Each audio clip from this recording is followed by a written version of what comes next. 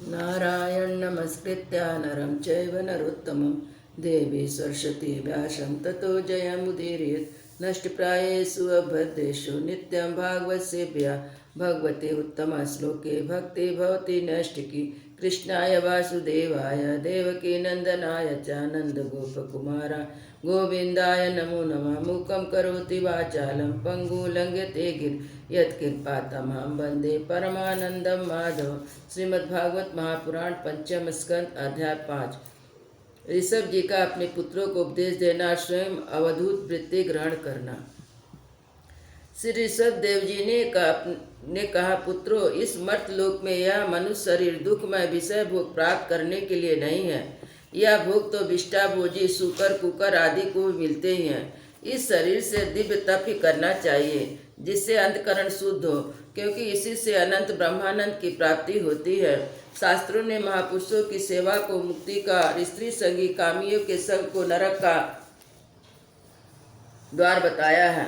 महापुरुष वे हैं जो समानचित, परम शांत, क्रोधहीन, सबके ही चिंतक और सदाचार संपन्न हो, अथवा मुझे परमात्मा के प्रेम के ही जो एकमात्र पुरुषार्थ मानते ही केवल विषय की चर्चा करने वाले लोगों में तथा स्त्री पुत्र और धन आदि सामग्रियों से संपन्न घरों में जिनकी रुचि हो और जो लौकिक कार्यों में केवल शरीर निर्वाह के लिए ही प्रवृत्त होते हैं।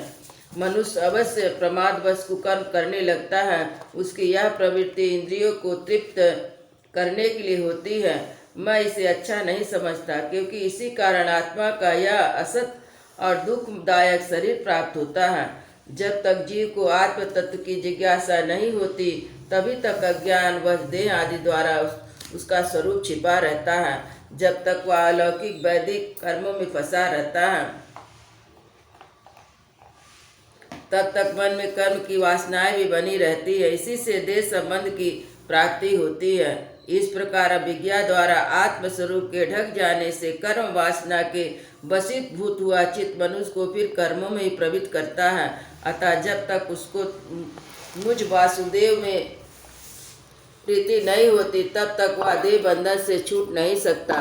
स्वार्थ में पागल जीव जब तक विवेक दृष्टि का आश्रय लेकर इंद्रियों की चेष्टाओं को मिथ्या नहीं देखता, तब तक आत्मस्वरूप की स्मृति खो बैठने के कारण वह ज्ञान बस विषय प्रधान गृह आदि में सक्त रहता है और तरह तरह के क्लेश उठाता रहता है। स्त्री और पुरुष इन दोनों को जो परस्पर दाम्पत्य भाव है, इसी को पंडित जन उनके हृदय की दूसरी स्थूल एवं दुर्भेद ग्रंथि कहते हैं। देहाभिमानी रूपी एक एक सूक्ष्म ग्रंथि तो उसमें अलग अलग पहले सी है। इसी कारण जीव को देह इंद्रियों के अतिरिक्त घर, खेत, पुत्र, स्वजन, धन आदि में भी मैं और मेरेपन का मोह हो जाता है।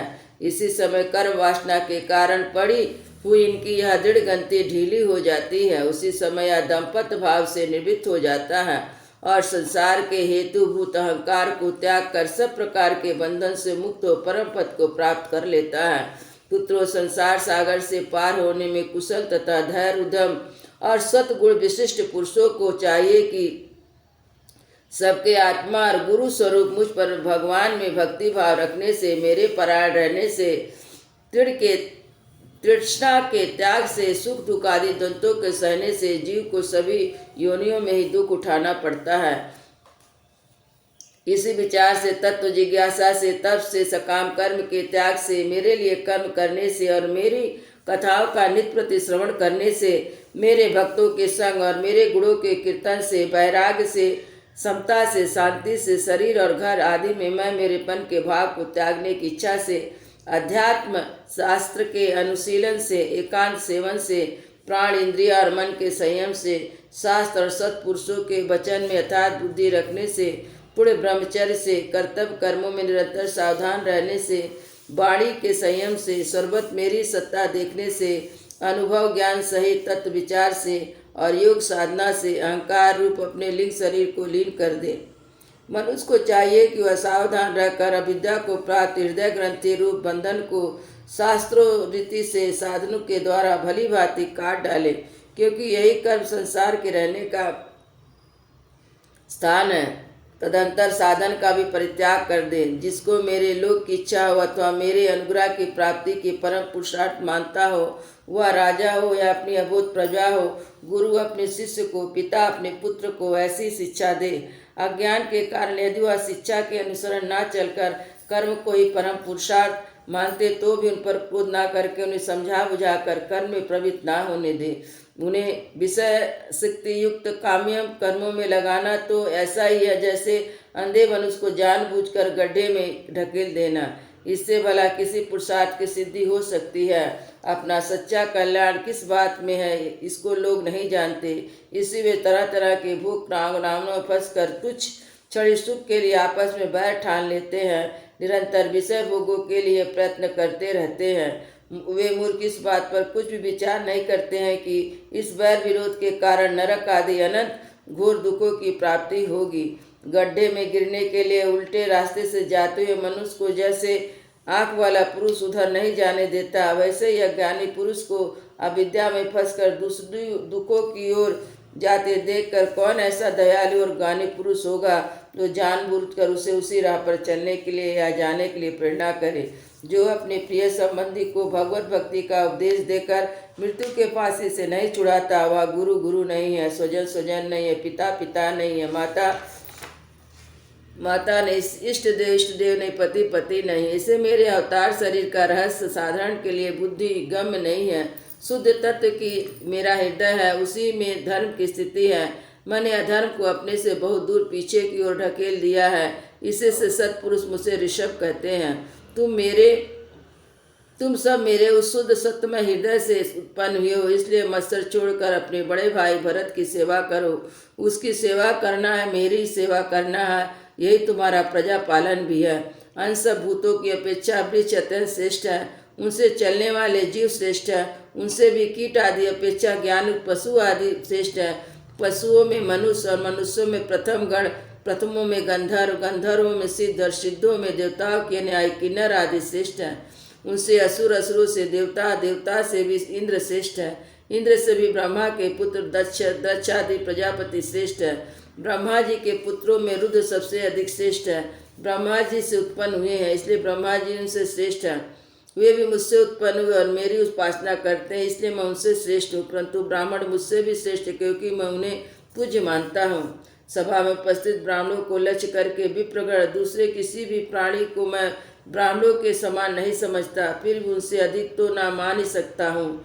लोग श्रद्धापूर्वक ब्राह्मणों के मुख में जो अन्न आदि आहुति डालते हैं, उसे मैं जैसे प्रसन्नता से ग्रहण करता हूँ, वैसे अग्निहोत्र में होम हुई सामग्री को स्वीकार नहीं करता।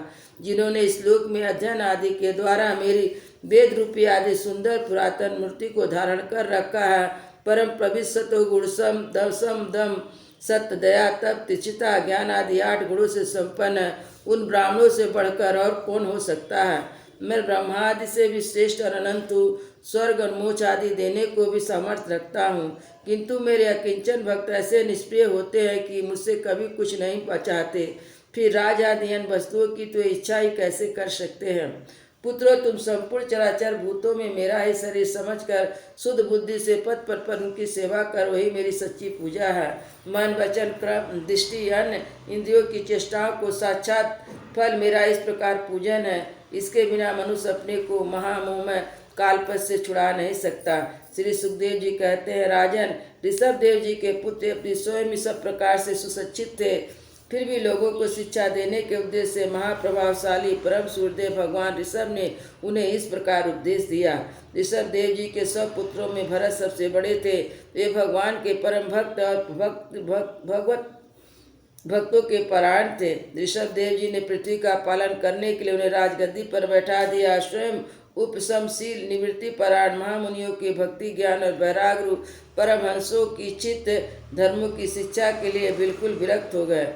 केवल शरीर मात्र का परिग्रह रखा और सब कुछ घर पर रहते ही छोड़ दिया। अब तो ये वस्त्रों को भी त्याग कर सर्वदा दिगंबर हो गए। उस समय उनके बाल बिखरे थे, उन्मत्त सा भेष था। इस स्थिति में अग्निहोत्र की अग्नियों को अपने में लीन करके सन्यासी हो गए और ब्रह्मावर से देश बाहर निकल गए। वे सदा मौन हो गए, कोई बात करना चाहता तो बोलते नहीं। जड़ अंधे बहरे गूंगे पिचास पागलों की चेष्टा करते अद्भुत बने जहाँ तहाँ विचरने लगे। कभी नगरों में कभी गांव में चले जाते, कभी खानों कभी किसानों की बस्ती, बगीचों पहाड़ों गांव में, सेना की छावनियों में, गौशाला में, अहिरों की बस्तियों में, यात्री को टिकने के स्थानों में, कभी पहाड़ों में या जंगलों में और आश्रम आदि में विचरते।